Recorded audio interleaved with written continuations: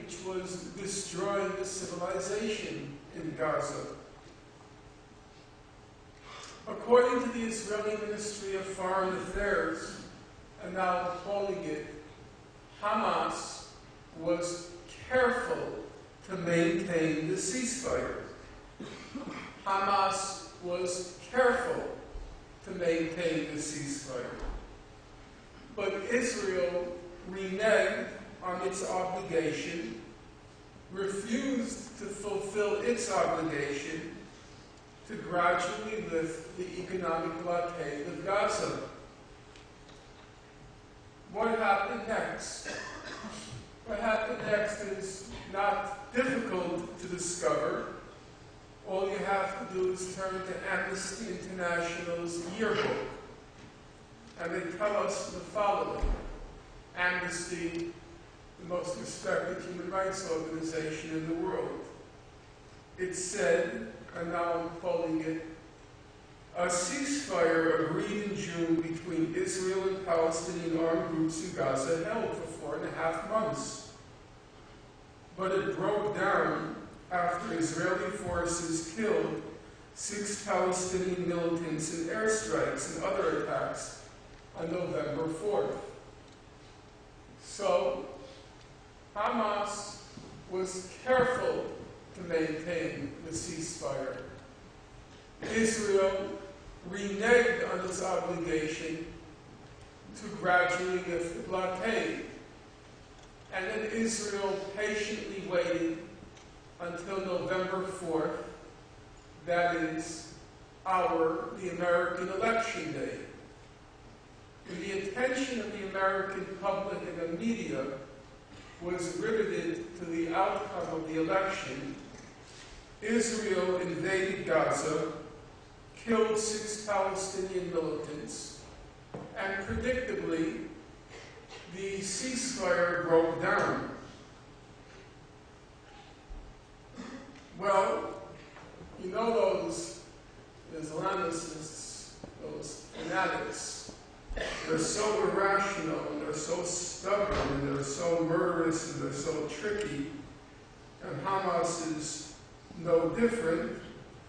And so until the very end of December, Hamas kept saying, we're ready to renew the ceasefire. We're willing to renew the ceasefire. But we'll only renew it if Israel abides by the original terms. That is, to gradually lift the blockade of Gaza. Israel said no. It will not lift the blockade, even if Hamas stops the rocket and mortar attacks on Israel. Israel said it had to be a unilateral and unconditional Hamas cessation of rocket and mortar attacks on Israel. By December 2008, Sarah Roy, the Harvard political economist and the world's leading authority in the Gaza economy, she also happens to be the daughter of a survivor of Auschwitz concentration camp. Sarah Roy wrote, and now I'm quoting her, "The breakdown of an entire society is happening in front of us in Gaza, but there is little international response beyond UN warnings which are ignored." And now the people of Gaza, Hamas, were confronted with 2 stark options. One, to acquiesce, to succumb to the gradual starvation, or to fight. And Hamas opted to fight, even though the resistance was largely symbolic. The former Israeli military commander in Gaza,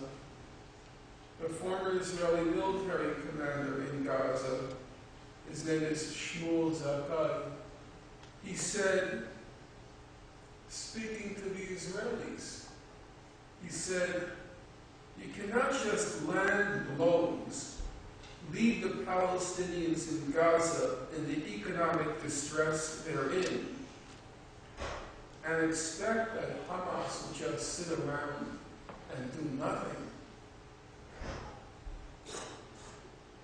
In the midst of the Israeli invasion, the leader of Hamas, Khalid Mashal, wrote, "Our modest homemade rockets are our cry of protest to the world."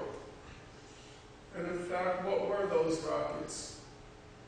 Those rocket attacks, if not an SOS to the world, an indifferent world. The world was just watching, as Sarah Roy said. Well, Gaza was being destroyed. It was a message to the world. SOS, we're dying. SOS, we're dying. It's easy enough to condemn Hamas for the rocket attacks, but then it seems to me you have to show what other option they had. If you can't show what other option they had, you're in effect saying that the people of Gaza had a legal and a moral obligation to just lie still and die. In any event, on December 27, 2008, Israel launched its invasion of Gaza. Nowadays, when people talk about that, those 22 days that ensued after the Israelis launched their invasion, they refer to it as the Gaza War, the war in Gaza. And Israel tries to justify the death and destruction in Gaza by saying, after all, we were involved in what they call an asymmetrical war with the Hamas terrorists. And as everybody knows, in the course of war, there's a lot of confusion. There are split-second decisions that have to be made. And so there is what's called the fog of war, the confusion you can't see clearly. And so Israel says, if there was death and destruction, well, what else can you expect? It was a war. But was there a war in Gaza? After the 22 days, the Israelis were very proud of themselves. And they were going around boasting, now we've shown those Arabs and Muslims who's who and what's what.